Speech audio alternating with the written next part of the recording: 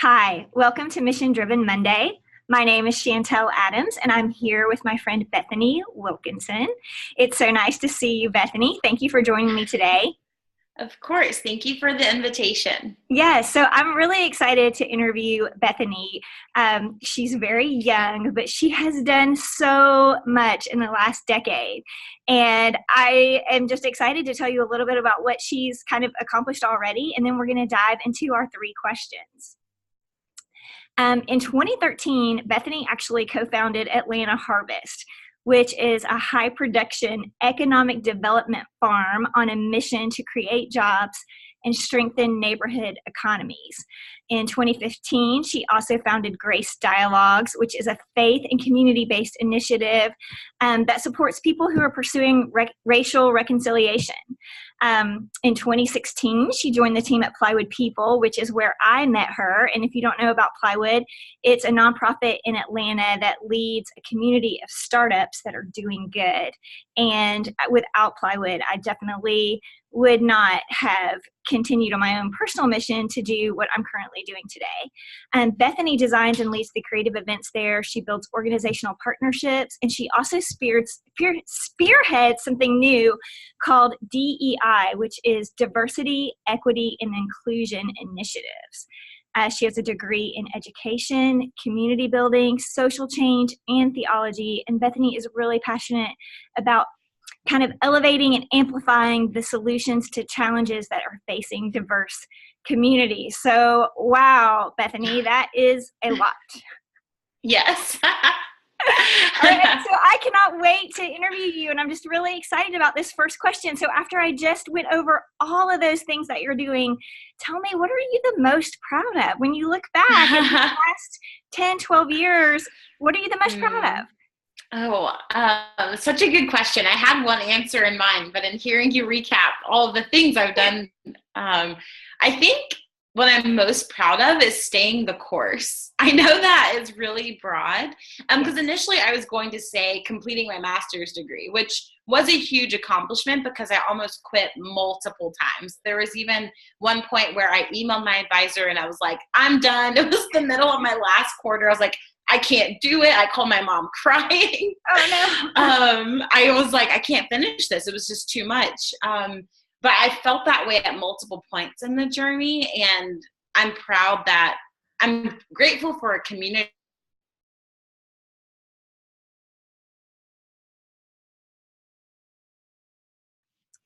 Well, I love that. I think that staying the course is such a huge thing.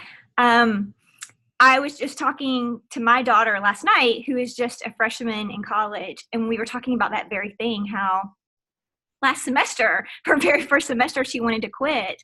And she didn't, and that was a big thing. I mean, you're going to bump into challenges your entire life that you have to kind of keep going. And every time you do it, it gives you the confidence to keep going the next time that you face something that's uncertain. Absolutely. I love that. Yeah, it gives you confidence for the next challenge. That's so true. Yeah. Well, now you're in a brand new season. You've been working at Plywood for, I don't know, since 2016, so almost 3 years, I guess. And you're doing all kinds of new things around diversity and inclusion. And I don't even know if you're going to talk about that, but I want to know, what are you learning right now in this season?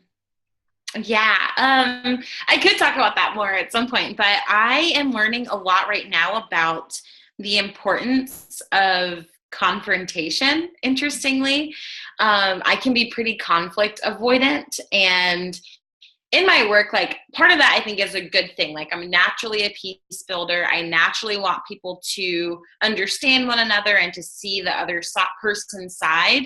But sometimes my desire for things to feel peaceful is actually me refusing to disrupt things that are not healthy, or systems that are broken, or ways of functioning that aren't really serving the greatest good. And so in both my friendships and my marriage and my work, I'm learning how to just be more brave, honestly, but also to not shy away from hard conversations that have to be had in order for progress to happen. Yeah, I think there's a misconception that confrontation is a bad thing.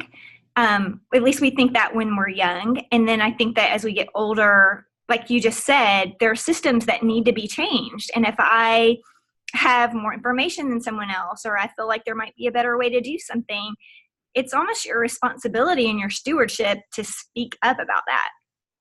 Yes, absolutely. And I think I've also been learning just, it's okay to take my time to like communicate as effectively as I can. I think in some seasons it was, I see this problem, I'm mad about this, I'm going to go charge now. And I think there's a time and place for that. But in my current season, it's like, okay, how can I be strategic and methodical and thoughtful, but not let that process deter me from showing up and having the hard conversations?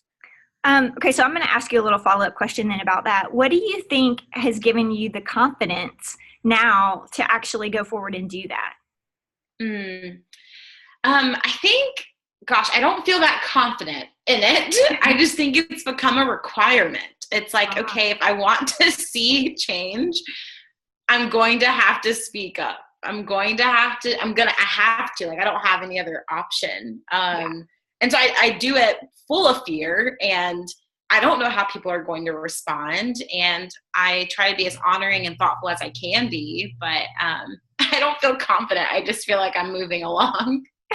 That's good, though. I think that's good. I think that will probably be encouraging for people who hear this, is that it isn't really about confidence. It's just about doing the next best thing, the thing that you have to do.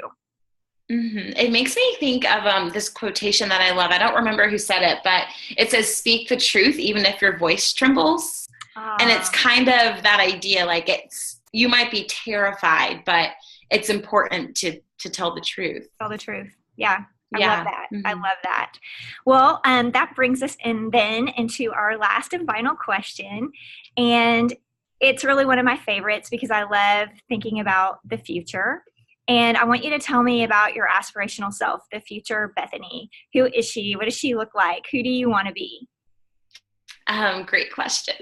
I feel like the other two questions kind of set me up for this. I think I want people to experience me as loving. Like, that's really important to me. Mm-hmm. So that's one word that I would use.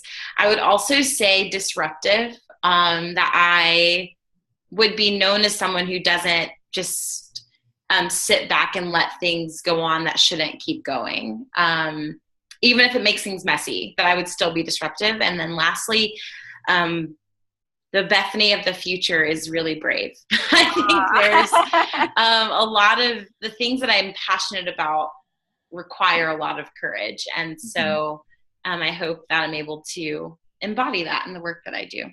Yeah, that's cool. Well, I love that you talked about the being loving and being disruptive. And it was interesting because I wasn't able to attend Plywood Conference last year, but I know that was the theme, was this loving disruption.